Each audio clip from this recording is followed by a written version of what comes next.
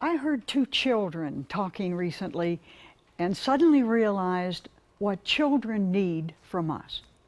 I also realized that we are giving them just the opposite. In these two children, I heard a microcosm of a world at war. I was talking to children, to innocence, and discovered that they were not innocent of our wars at all. Children are, in fact, their carriers. These two children know just whom to hate. They were Irish children, and they resented Americans for their money, and they hated the English for their history. "I hate them," the one child said simply. "Me too," the other child agreed. And it was final. Schooled in someone else's attitudes, they were impervious to any other one. I saw in their faces all the children of the world, Hutu children and Serbian children and Palestinian children, children who were learning to hate Tutsi children and Bosnian children and Jewish children. They had all been born into a world of adult enemies, which they inherited along with the land under their feet. They had inherited the sins of their ancestors, and these sins festered like time bombs within them until years later, those same weapons would surely go off in them too. Clearly, it is the lack of peace within ourselves that we are passing on to our children. If we do not have a rich inner life, we will want the tinsel and glitter of the world around us and someone else's money to get it too. If we are insecure, we want to control others. If we are not at peace with our own life, we will make combat with the people around us.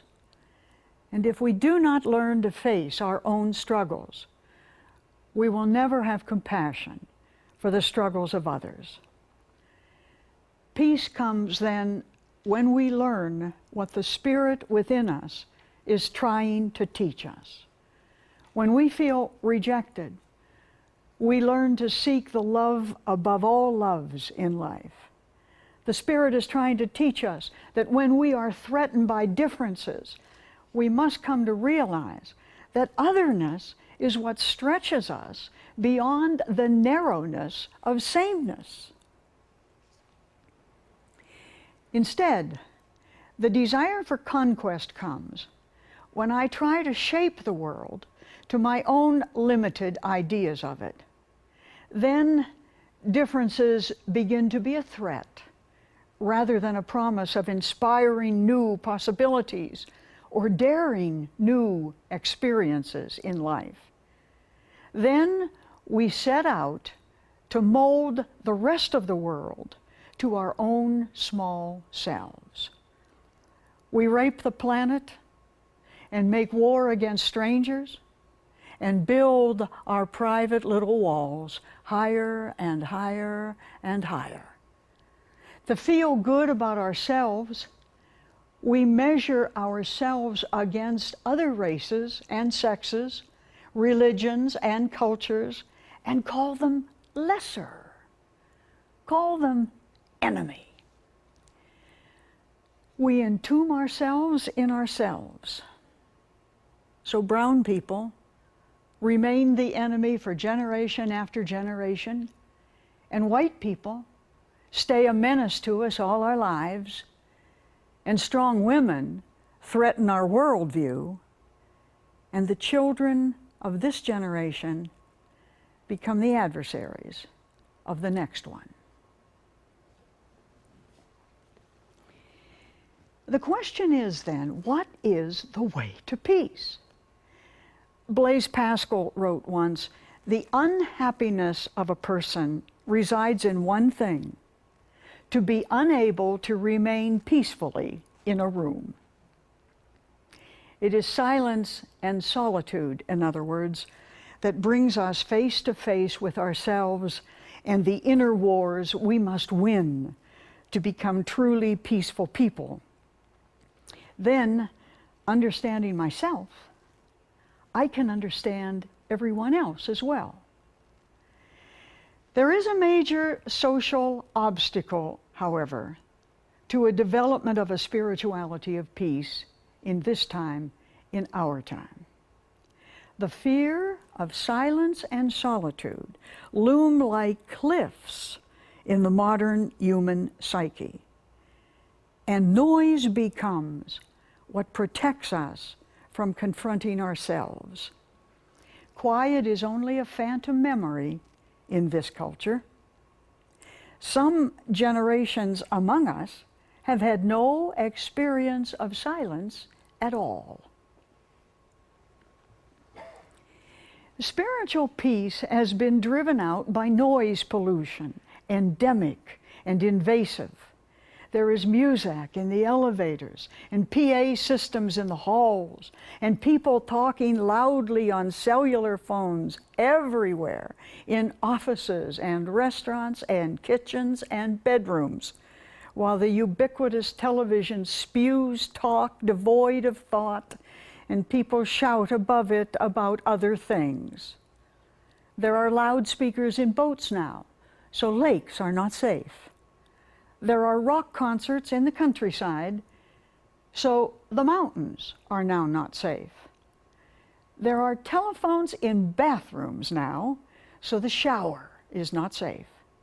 We don't think anymore. We are wired for sound. Indeed, silence is the lost spiritual art of this society. Clamor and struggle have replaced it. But the great spiritual traditions are all clear about the role of silence in the spiritual life. "Elder, give me a word," a seeker begged the desert monastic. And the Holy One said, "My word to you is, go into your cell, and your cell will teach you everything." That point is clear and simple. All your answers are within you, and so are the questions. The questions no one can ask of you but you.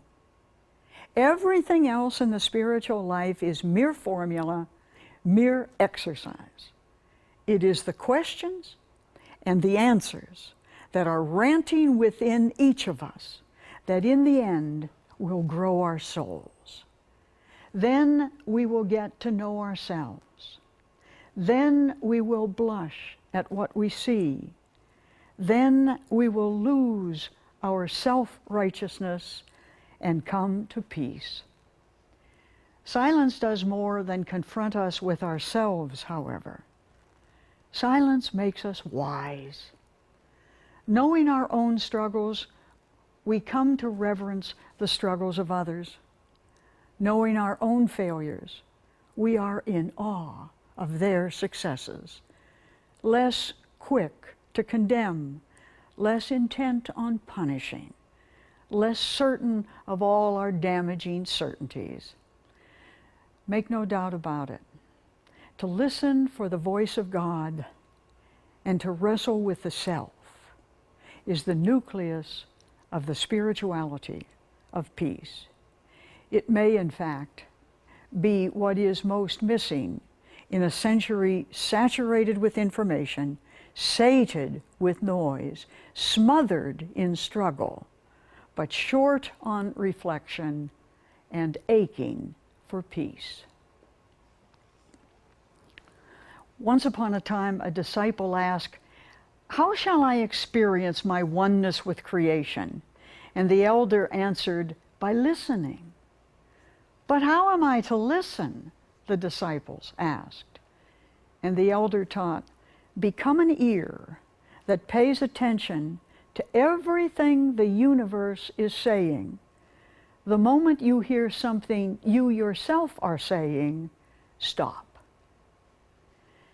Peace will come when we expand our minds to listen to the noise within us that needs quieting, and the wisdom from outside ourselves that needs to be learned.